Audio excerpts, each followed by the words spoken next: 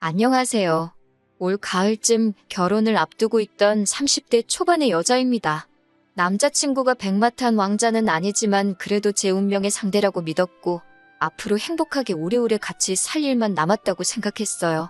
하지만 역시 결혼은 둘만 좋아서 될 일은 아닌가 봅니다.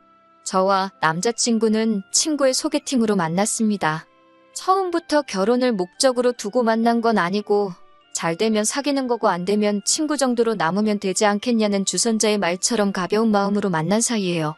저는 지방 국립대에서 공대를 졸업했고 남자친구는 서울에 있는 중위권 대학을 나왔습니다. 현재 저는 대기업 중 한 곳에서 일하고 있고 남자친구도 중견기업에서 근무하고 있어요. 대학이나 직장이 남녀 사이에 무조건적으로 중요한 것은 아니지만 저는 적어도 제가 남자친구한테 꿀린다고 생각한 적은 없어요. 실제로 그렇기도 하고요.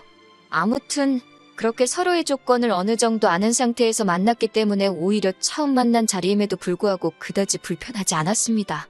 무엇보다 서로 대화가 잘 통했어요. 살짝 쑥스러워하면서도 저를 재밌게 해주고 싶어하는 남자친구의 모습에서 저는 호감을 느꼈고요. 그 이후로 몇 번 더 연락을 주고받고 만나면서 사귀게 되었어요. 남자친구와 2년 정도 교제를 하면서도 결혼에 대해선 진지하게 생각해 본 적은 없었습니다. 일에 대한 욕심도 있었고 아직 제 나이가 그렇게 많다는 생각도 안 들었거든요. 반면에 저보다 3살 많았던 남자친구는 생각이 달랐던 것 같습니다. 사실 사귄 지 1년 반 정도 지나면서부터는 계속해서 결혼에 대한 이야기를 은근슬쩍 먼저 꺼내왔거든요. 사귄 지 2년이 넘어가면서 남자친구가 슬슬 조바심이 나는 눈치였어요. 그러다 느낌적으로 오늘은 프로포즈를 하겠구나 싶었던 날이 있었는데 아니나 다를까 남자친구가 청혼을 해왔습니다. 당혹스러운 마음도 약간은 있었지만 결국엔 예스를 외쳤고요. 결혼을 약속한 이후로 여러 가지 해야 할 일들이 많이 생기더라고요. 일단은 사귀는 동안 남자친구의 가족을 한 번도 만난 적이 없었기에 인사를 드리러 가게 되었습니다. 남자친구는 서울 토박이라서 인사를 드리러 가는 길이 어렵지는 않았어요. 문제는 여기서부터 조금씩 남자친구 이야기와는 다른 사실들을 알게 되었습니다. 남자친구의 부모님은 저희 부모님보다 연세가 많으셨기에 은퇴를 하셨다고 했을 때 당연히 그러실 수도 있지라고 생각했어요. 하지만 아버님의 말씀을 들어보니 사회초년생 시절 은행을 한 반년 정도 다니신 걸 제외하고는 제대로 된 직장 생활을 하신 적이 없으셨습니다. 인력사무소 등을 통해 막노동을 하시거나 이삿짐을 나르시는 정도라고 할까요? 직업에 귀천이 없다지만 그래도 어느 한 곳에 진득하게 있지 못하셨다는 점이 마음에 걸렸습니다. 게다가 당신 말씀으로는 인간관계가 좋아서 주변에 사람이 끊이지 않았다고 하시는데 어머님의 말씀을 들어보니 그것도 아니더라고요. 아버님은 술을 좋아하시고 사람들과 어울리기를 좋아하셔서 그나마 얼마 되지 않는 돈도 벌기만 하면 형님 마우하는 분들과 술판에 다 써버리기 일쑤셨답니다. 어쩔 수 없이 남자친구 어머님께서 식당에서 설거지하고 마트 계산원으로 일하시며 생계를 꾸려나가셨다고요. 이 이야기를 어머님 당신은 하소연을 하기 위해 꺼내신 듯 했지만 저로 하여금 더욱더 아버님에 대해 안 좋은 생각을 갖게 했습니다. 그나마 다행인 건 어머님의 지독한 생활력 덕분에 지금 살고 계신 아파트와 또 다른 지역에 아파트 하나가 더 있다면서 저와 남자친구가 결혼하게 되면 그 하나를 저희 살라고 주실 거라 하시더군요. 제가 속물이라고 보일 수도 있겠지만 솔직한 심정으로 제가 결혼해서 남자친구 부모님과 같이 살 건 아니잖아요.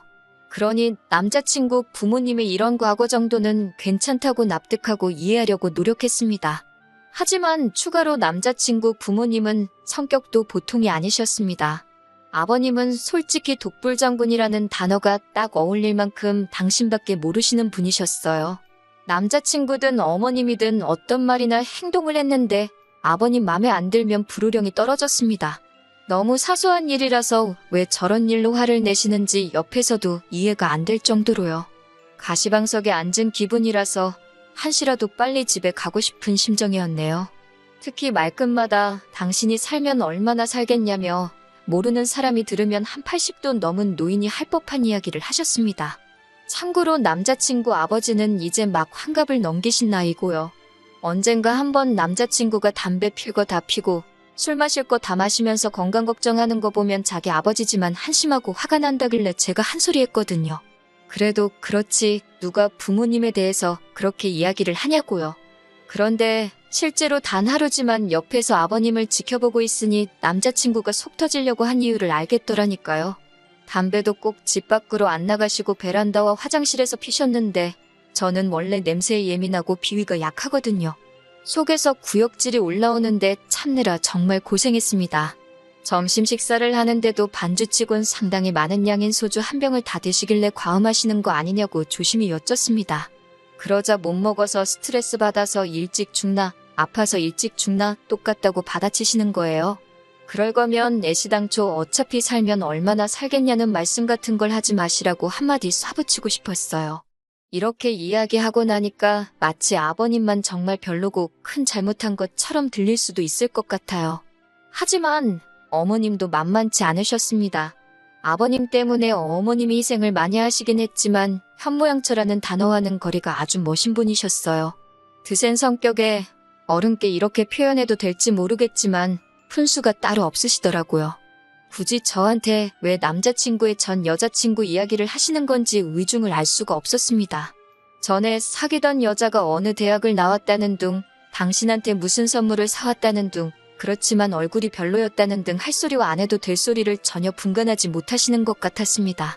떨떠름한 표정으로 듣고 적당히 웃으며 호응은 해드렸지만 오늘 이 인사가 끝나면 저에 대해서도 어디 가서 이런 식으로 말씀하고 다니시겠구나 싶은 생각이 들어 찝찝하고 마음이 좋지 않았습니다. 다행인지 어쩐지 그날 이튿날 남자친구에게 전화가 걸려왔습니다. 남자친구는 자기 부모님이 저를 너무 마음에 들어한다며 하루라도 빨리 나를 잡았으면 좋겠다고 성화였어요.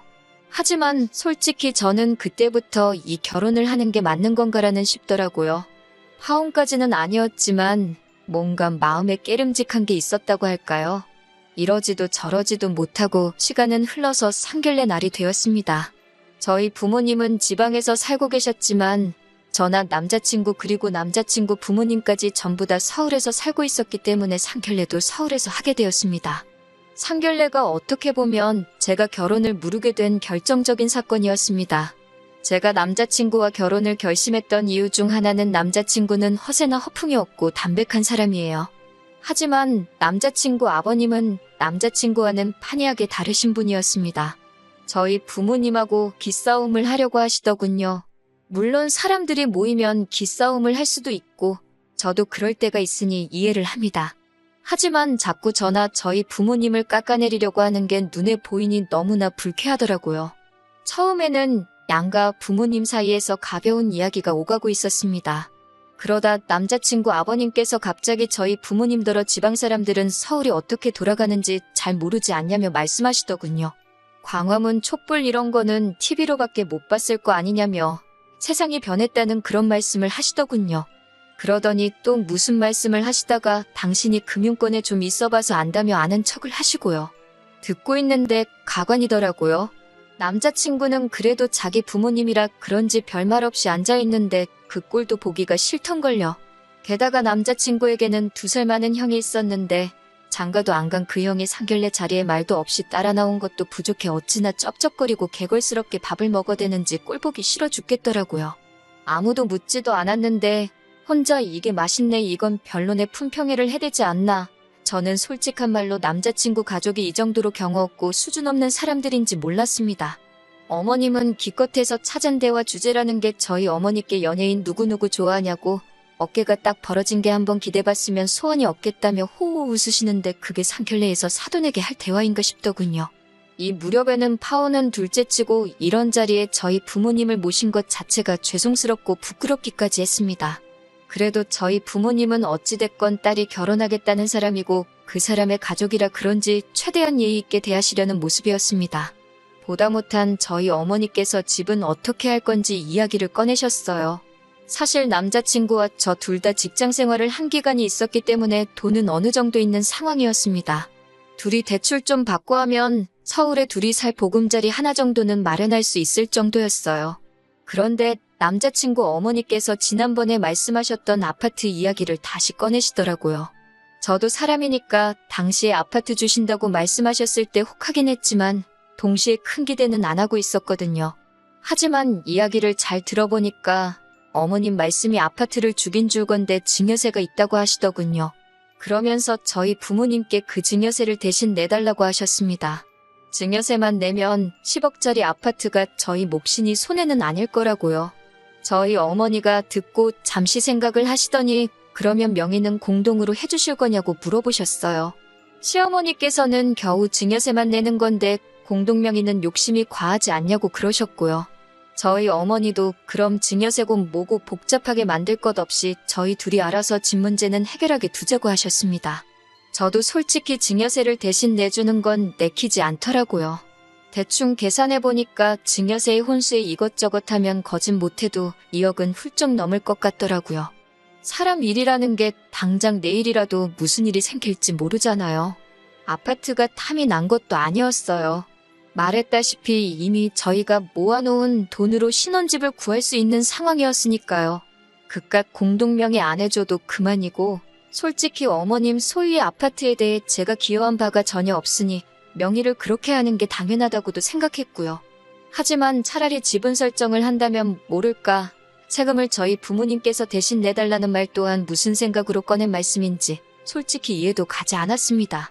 그러자 이번엔 남자친구 아버지께서 나서서는 어떻게 그렇게 계산이 느리시냐면서 누가 봐도 이건 남는 장사인데 왜 줘도 못 먹냐는 식으로 말씀을 하시더군요. 단어 선택도 어찌나 저렴하신지 저도 이 무렵부턴 불편한 기색을 숨기기 어려웠습니다. 그 와중에 남자친구의 형까지 나서서는 그까지 세금 몇 푼 내는 게 아까워서 그러냐며 저에게 묻더라고요. 이 말을 듣고 저도 너무 화가 나서 제가 내야 될 세금이면 당연히 내겠지만 이건 엄연히 그쪽 재산에 부과되는 세금인데 그걸 대신 내달라고 하는 게 이상하다고 세금 몇 푼 내는 게 아까워서 그러냐고 말 그대로 돌려줬습니다. 그러자 남자친구 형은 윗사람이 될 사람한테 말버릇이 그게 뭐냐며 저에게 훈계 아닌 훈계를 하더군요. 저도 아직 결혼식을 한 것도 아닌데 저한테나 저희 부모님한테 말 함부로 하지 말라고 다시 받아쳤고요. 그제서야 양가 부모님도 분위기가 심상치 않음을 느끼시곤 둘 다 그만하라며 저와 남자친구 형을 말렸습니다. 그리고 이 순간 저는 다시 한번 남자친구에게 실망을 하고 말았어요. 남자친구는 이 모든 상황에서 말 한마디 똑바로 하지 못하고 눈치만 살피기 급급하더군요. 아슬아슬하게 상견례 자리는 끝나지 않았고 상황의 심각성을 눈치챈 듯한 남자친구가 그냥 저희 둘이 알아서 할 테니까 어른들께서는 집 문제로 너무 골치 아파하지 마시라 한마디 하더군요. 그런데 남자친구 아버님께서 기껏 하신다는 말이 솔직히 당신네가 너무 손해랍니다. 당신 아들은 서울에서 이름난 대학을 나왔지만 저는 지방대 출신이지 않냐면서 이렇게 한쪽으로 기우는 결혼을 해도 되는지 모르겠다고요.